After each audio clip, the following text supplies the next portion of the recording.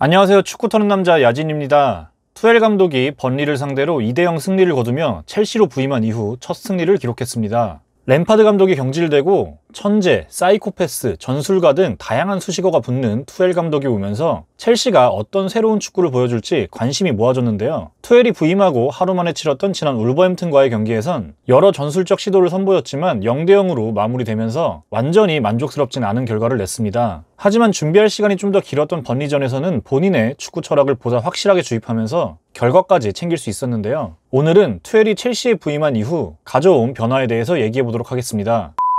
감독의 유형은 크게 두 가지로 나눌 수 있을 텐데요. 본인의 축구 철학에 맞춰 선수들을 기용하는 감독, 혹은 선수들의 개별적인 특성에 맞춰 전술 변화를 유연하게 가져가는 감독. 이 중 투엘은 후자에 가까운 감독입니다. 따라서 첼시에 온 뒤 어떤 전술을 들고 나올지 포메이션조차 쉽게 예측할 수 없었는데요. 일단 투엘이 꺼내든 카드는 3백이었습니다. 4백처럼 위치하지만 좌우가 비대칭적으로 활용되면서 자연스럽게 3백 형태를 취했는데요. 그 핵심은 오도이의 윙백 기용에 있었죠. 여기서 투엘의 변화 첫 번째, 바로 측면 활용입니다. 램파드 감독 시절 첼시가 측면에서 보여준 공격은 단순한 크로스가 전부였다고 해도 과언이 아닌데요. 투엘은 매우 디테일한 공격 패턴을 보여주면서 확연한 변화를 가져왔습니다. 오도이와 알론소는 터치라인에 바짝 붙은 채 깊게 올라가며 공격 시 극단적인 넓이를 제공합니다. 3-2-4-1에 가까운 형태를 취한 뒤 2선 공격 자원들이 하프 스페이스를 공략하는 게 핵심인데요. 울브스전의 공격 상황을 보면 측면을 공략한 이후 컷백으로 공격하는 형태를 여러 차례 보여줍니다.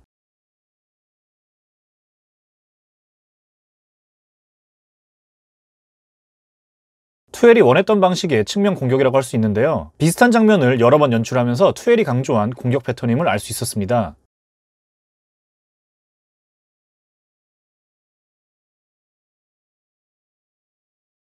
번리전에서는 공간을 벌린 뒤 하프 스페이스로 침투하는 형태로 찬스를 여러 차례 만드는데요. 골 장면도 결국 이러한 하프 스페이스 침투에서 비롯됐습니다.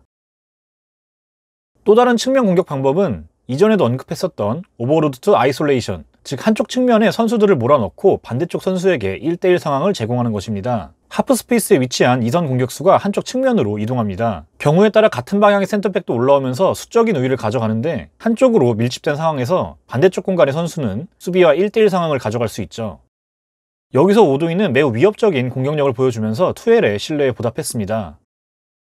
투엘이 가져온 두 번째 변화는 공수간격 밸런스입니다. 램파드 감독 시절 고질적인 문제점은 공격과 수비의 간격이 크게 벌어지면서 팀의 조직적인 힘이 떨어진다는 것이었는데요. 투엘은 오자마자 이를 눈에 띄게 해결했습니다. 그 중심을 잡아준 건 중앙 미드필더들인데요. 첼시는 빌드업 시 3명의 센터백 위에 조르지뉴와 코바치치가 위치하며 빌드업을 시작했습니다. 그리고 이들은 다시 위에 있는 2선 공격 자원들과 4명이서 박스를 형성했고, 이는 팀의 밸런스를 잡는 핵심적인 요소였습니다. 중앙 미드필더 둘이 공격적인 형태를 취하면 다 같이 함께 움직였고, 수비적으로 내려설 땐 같이 내려섰습니다. 중앙 미드필더들이 일종의 기준선이었던 셈인데, 이들을 중심으로 한 조직적인 움직임은 팀이 절대 중원에서 주도권을 상대에게 내줄 수 없도록 도와줬습니다. 무엇보다 조르지뉴의 경우 투엘이 부임한 뒤 눈에 띄게 좋아진 퍼포먼스를 보여주고 있는데요. 기본적인 위치 자체가 올라가기도 했지만 박스를 형성한 선수들이 자유롭게 빌드업에 관여하면서 상대의 압박이 분산됐기 때문입니다. 특히 번리전을 살펴보면 마운트가 이러한 역할을 정말 잘해줬죠.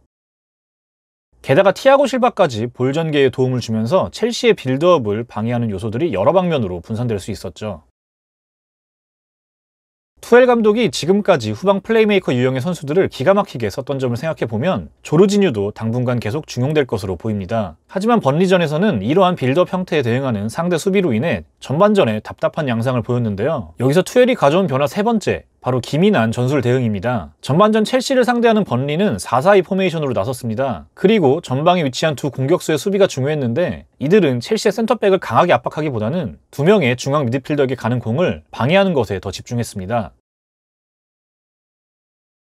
결국 첼시의 공격은 이들로부터 시작한다는 걸 인지한 수비 방식이죠. 때문에 전반전은 첼시 입장에선 답답한 경기가 계속됐는데요. 후반 들어 투엘은 변화를 가져갑니다. 타미 에이브라함을 빼고 경기에 유연함을 줄 수 있는 퓰리식을 투입했고, 마운트를 보다 자유롭게 사용합니다. 막혀버린 중원의 혀를 뚫기 위해 마운트는 경기장 곳곳으로 이동해 팀을 도왔습니다. 그리고 베르너와 퓰리식은 보다 앞선에서 움직이며 사실상 3-4-1-2로의 변화를 가져갔죠. 고정적인 톱을 두지 않은 상태에서 전방 3명의 유기적인 움직임은 매우 효과적이었는데, 단조로웠던 팀 공격에 변화가 생기면서 상대 수비에 부담을 줬습니다. 결과적으로 더 많은 공간을 만들어낼 수 있었고 결국 2대0의 승리를 챙기게 됩니다. 후반 시작하자마자 변화를 준 투엘의 과감한 결단이 돋보인 승리였죠. 특히 첼시 팬들 입장에선 정말 오랜만에 경험한 깔끔하고 전술적인 승리였습니다. 세 줄 요약입니다. 투엘이 첼시에 가져온 변화는 세 가지다. 첫 번째, 다양해진 측면 공격 패턴. 두 번째, 조직적인 공수 간격 형성. 세 번째, 기민해진 전술 대응 능력. 시청해주셔서 감사합니다.